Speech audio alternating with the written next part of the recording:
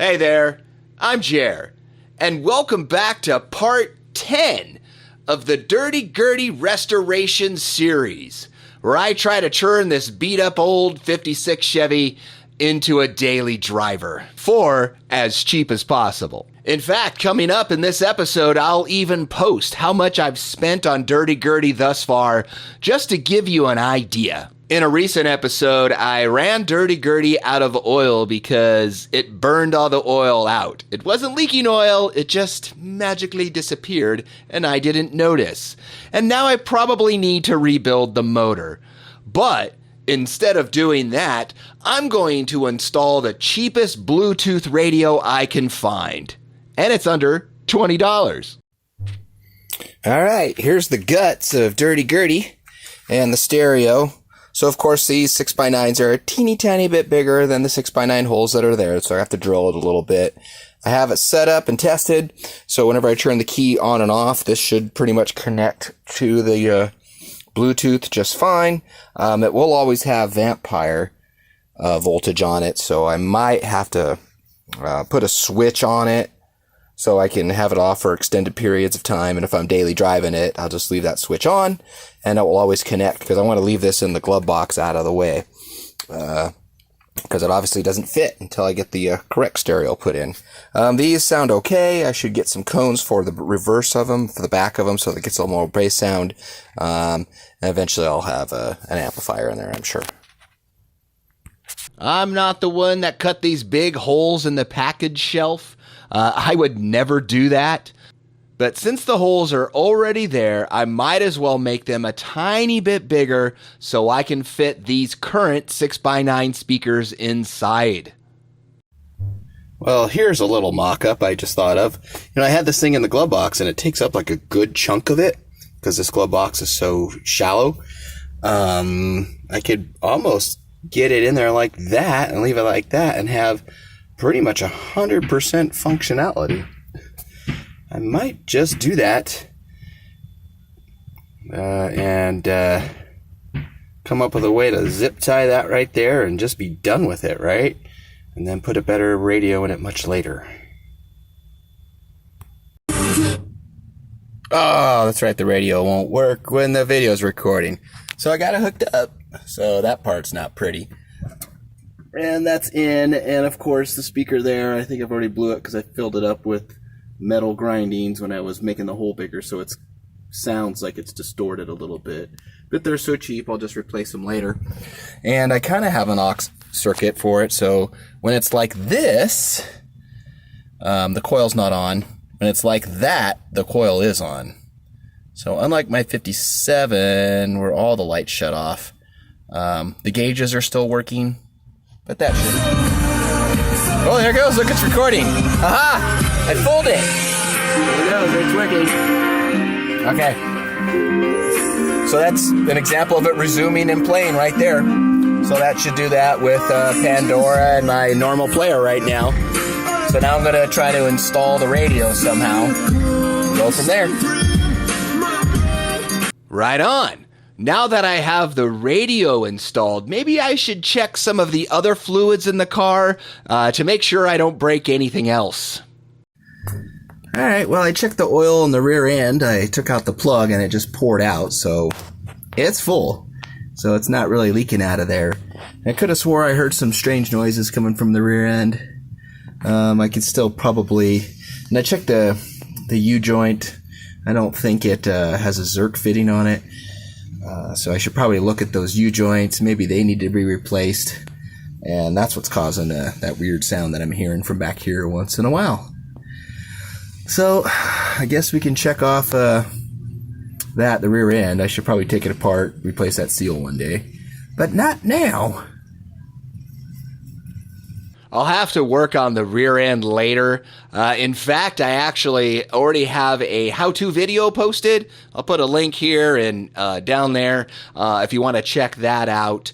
I'll also have a full diary post about that coming up in an upcoming episode on how to rebuild the rear end. In the last episode, I was trying to install a second temperature gauge in addition to the one that's on the dash so I can get a real temperature reading. I tried to install this adapter thing on the water neck, and no matter what I did, the dang thing wouldn't stop leaking. So I gave up on that, and now I'm implementing Plan B. All right, here we are on version number 2. So remove that damn spacer, put that back together, found the original bolt set was on that thing, and got it clamped down with the gasket that's tore. I mean, it didn't tear in half, but it started coming off a little bit because it was attached to the thermostat housing, but whatever, I'm sure it's going to be fine because I took that thing off so many times and it was perfectly fine before I put that spacer in it, so I'm sure that's okay. This, of course, is going to leak a little bit. It's the very first time I've tried it, so it's leaking out of right there, that thread. I don't have any pipe thinner or anything on it. Didn't tighten it down with brute force. I just kind of wanted to put it on and see how it would work or look. So it looks like maybe something like that might be a good idea. So, well, let it cool down, mess with it later, retighten that down, put some pipe thread in there, or pipe tape, and then try it again. All right, so version number 2, attempt number 2, I think I got it already. All I had to do was put tape on the top because I have tape on the rest of these things. So you're not supposed to tape that, but I needed to tape it, probably because I don't have it. Who knows? It doesn't matter, but it's sealed and it's working. So of course it's got good enough ground connection like that. So that stupid adapter that cost me, I don't know, $45, and all the gaskets that I spent on it later never worked right. This less than $5 in parts at Home Depot, and now it's working great. That's what I should have did in the first place. So I think it's good. So I got it heated up. It's cooling down. I'll check it tomorrow, drive it for a couple days, and I think I got that problem licked. Then after that, I need to adjust these valves correctly. So I'll have to find top dead center and adjust all these valves, the correct way, where you tighten them down to where they touch and then do another half turn after that. Because I just did a quick type of valve job on it where I didn't really... I did it while I was running, which is not the best way to do it, but everything was out of whack, so I had to at least get it going better. I also need to fix that because that's stripping fuel a lot more than it used to, so I need to replace that part or use my tool that I got, my kit, to replace the thread in there and re-screw that dang gasket the way you're supposed to. Okay, so Dirty Gurdy, I think, is finally making progress after all this time. Oh, also the stereo. So the stereo's all loose in there. Keeps, I had a piece of foam underneath it. That didn't work at all. It just bounced and fell out. So I need to put like a piece of wood, something stiffer on the bottom, and then zip tie it down, and then it should stay in place. So that's something else that I need to do. Really, the only disadvantage to installing a temperature sensor in the water pump is you're reading the temperature after it's gone through the radiator and cooled down a little bit. So just keep that in mind, that your temperature reading is going to be a little bit lower than what's actually coming out of the motor. So keep that in mind.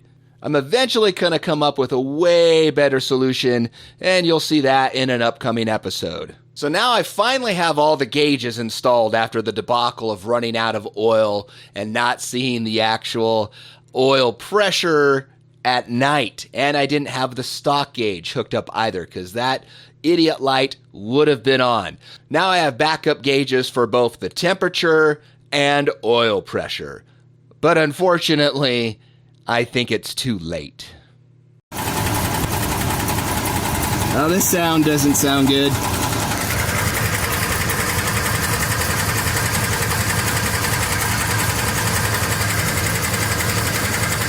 Dang it.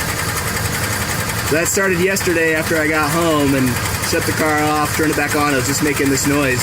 I didn't hear it when I was driving. Sounds like the bottom end's going out to me.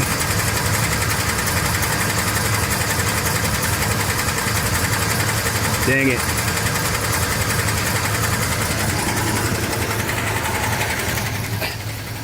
Dang it, dang it. Ugh.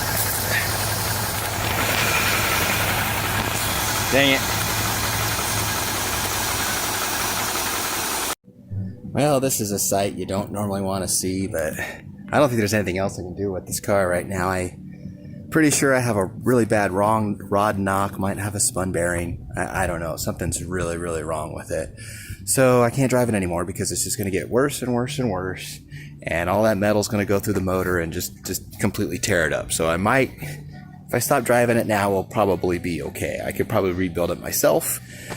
And that's what I'm looking at. But I have a lot of other projects to do first. So the good news is this car just needs a motor and it'll be fine. Well, shoot. I definitely have a rod knock now. It wasn't this loud before, but it's definitely bad now. So now that it's the end of 2020 for Gurdy, let's do our first year-end totals update. So let's find out how much money I've spent on the car thus far and see if I'm actually keeping the cost down and getting old Dirty Gurdy running on the cheap.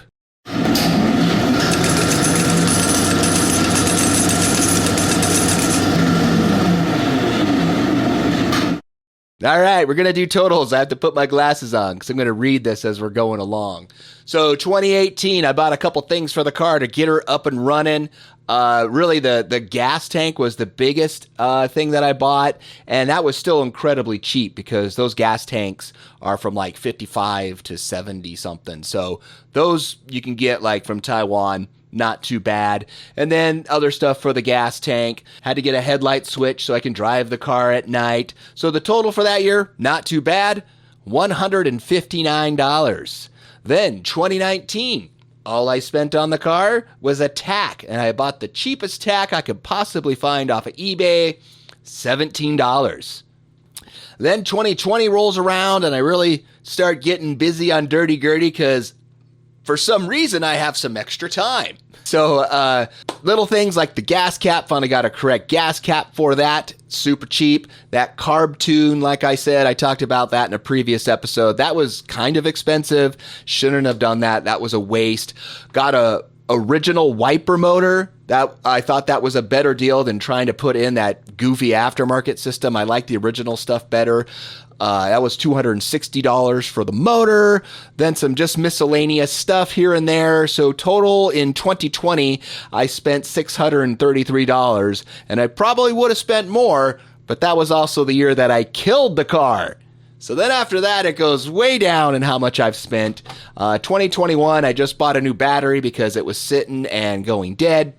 So far, I've only spent $809 on Dirty Gurdy thus far. And then in 2022, I really start getting busy and spending some more money on Dirty Gurdy. You'll find out about that in an upcoming episode. And that's an update on how much I've spent on Dirty Gurdy so far, trying to turn her into a daily driver. $809 so far isn't too bad. And $260 of that was for our carb tune, which was essentially a waste of money. So if I wouldn't have ran the engine out of oil, I'd actually be doing really good on my budget so far. Since I've only spent $2,000 on the car, I'm definitely not upside down yet. So moving forward, the plan is to rebuild the motor myself to try to keep the costs down as much as possible. To keep the fuel system up and running and not all plugged up because I got that finally fixed, I do start the car once in a while. All right, so it's been a few months since I've had Dirty Gurdy running. So gotta turn her over once in a while. Even though I need to rebuild the motor. Look at that. That's pretty good. Okay, so there's gonna be no gas in the line, probably none in the car, but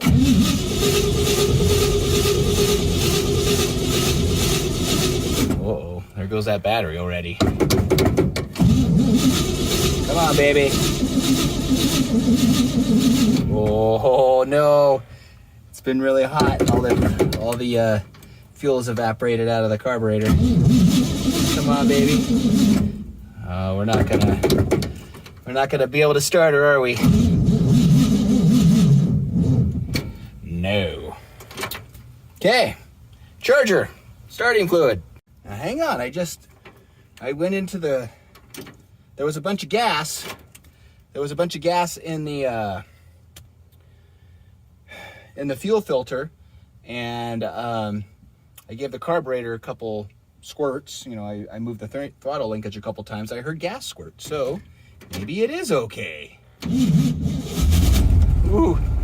Oh, no external help at all. Charger is charging. Definitely gotta let her warm up for a second. Come on, don't die. Give her a little more gas here. Hey, we're gonna make it. Yeah, she's gonna make it, right on. Got oil pressure, voltage.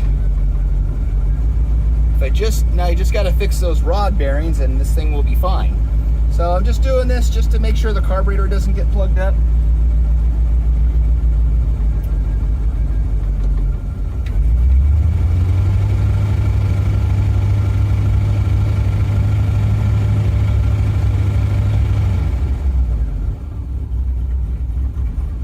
Running a little rough, but that's definitely to be expected. It's been sitting for a hot minute. So yeah, I'm gonna let her sit here and warm up. Okay, so I've got the oil filter out of Dirty Gurdy finally. And looking at it, I am not seeing any obvious metal pieces here.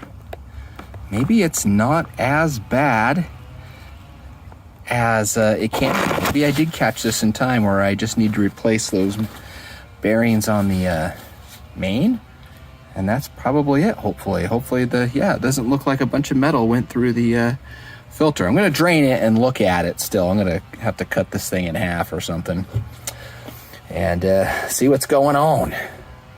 Okay, so I just changed the oil and filter on Dirty Gurdy here. Even though that oil didn't have a lot of miles on it, it was really black and dirty. So now I've got fresh oil in it and a filter. PH5 is the Fram number.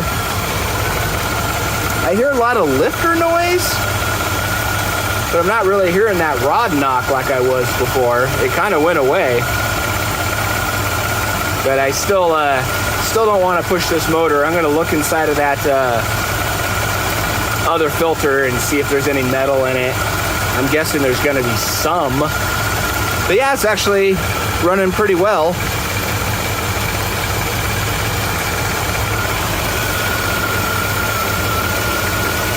Yeah, it's actually pretty quiet. It's not too bad. There's some little bit of rattle in the lifters.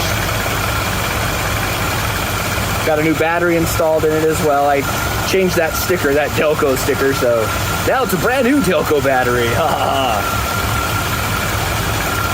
Okay. That's getting warm. Yeah, everything's running good. So yeah, I'll warm her up and then let her sit again because I don't want to kill this motor. All right, so I got the filter off of the 56 off of Dirty Gurdy. Cut it apart. This is the first time I've ever cut an oil filter apart. I've seen it happen a couple times on the old boob tube, so I knew what to do. And looking in here, there is no anything obvious. I mean, there's a little bit of junk in here, but it's really not full of metal at all. So I think I might have saved the car in time. So if I just keep it parked, I mean, hell, it might not even be that bad. I could probably just keep driving it for a long time, apparently. But I want to take it all apart. I want to get that main out. I want to get those crank bearings out and replace them, because I'm just sure something's wrong with it. And that way I know for sure that the bottom end is sound, and then get it put back together. And then I can always do some stuff like change other things while they're in the car, and also adjust the valves. So yeah, it doesn't look that bad at all. So look at that. No giant pieces of metal whatsoever. Right on. It is not a catastrophe after all with old Dirty Gurdy. Nothing in here. So, yay. Pretty cool. So, all right. Apparently I stopped driving her in time. Another year has gone by, and all I have spent in 2022 is $55 on a Walmart battery. I miss those days when you can go and get a $55 Walmart battery. So now that a couple of years have gone by, it's finally time to pull that motor. Oh, check this out. Dirty Gurdy's in the garage. You know what that means. She's next. So, gonna start working on her. I got my truck up and running. It's not done, but I got it up and running. It's moving now, so I can at least get the cars out of the way. I don't know when I'm gonna be able to get to her, but she's next on the list. Pull the motor, replace those bearings, and hope for the best, and hopefully that will fix the problem with this car. And then also, before I get it out of here, I need to make it weatherproof, because I want it to be weatherproof. This car, I guess I can cover. I don't worry about the paint on it. But I want to fix the front windshield and the back windshield, get the rubber replaced on both of those, so I'll have it figured out on this car, and then I can redo it on that car and have both of these cars be able to park outside. Because I have the trunk down on this thing, but that back windshield leaks so bad that it just fills the water.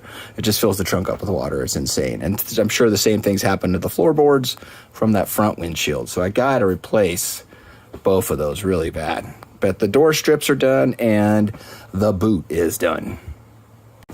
So what I'm going to do, gonna cold start Dirty Gurdy here. And pull her out, drain the radiator, and pull her back in and start disassembling the car to get ready to pull the motor. I just want to get this on the demo because this is going to be the last time, or on video. I want to get this on video because this is probably the last time I'm going to be cold starting this car, and maybe ever, who knows. So hopefully I don't break the motor, and this car's been sitting for a while. I mean, there's cobwebs all over it. So there's no gas on the carburetor, so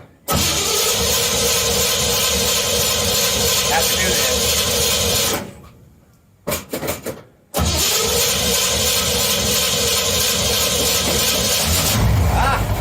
There you go. See, starts right up. Oh.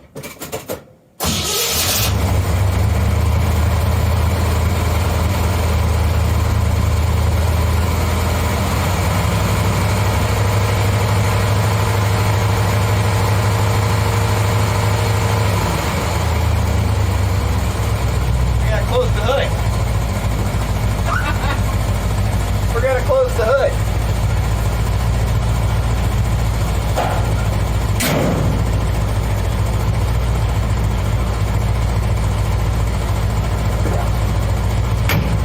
There we go. I should be able to edit that part out. Camera hasn't moved. Yeah, here we go.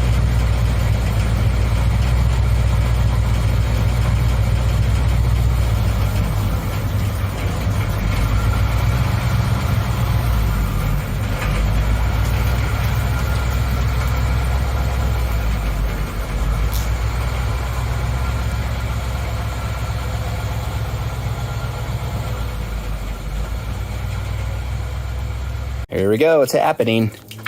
Doing work on Dirty Gurdy. So gonna drain the radiator, pull her back in, and then start disassembling the radiator and the hood and some other things to get in preparation to pull the motor out. I finally got the radiator out and bought an engine stand. So that means I'm finally going to get to old Gurdy after she's been sitting broken down for the last 2 years. Coming up, I pull the motor, remove the heads, check the numbers, and find out it's not a 327. It's in fact a terrible motor from the 1970s. I also pulled the pan off and found out what is wrong. So if you want to find out what terrible motor is currently in Dirty Gurdy and what is wrong with that motor, make sure you smash that subscribe button. Thank you so much for hanging out with me on the Dirty Gurdy Restoration Revival Series. Have a fantastic day, and get out and drive those Tri-5s.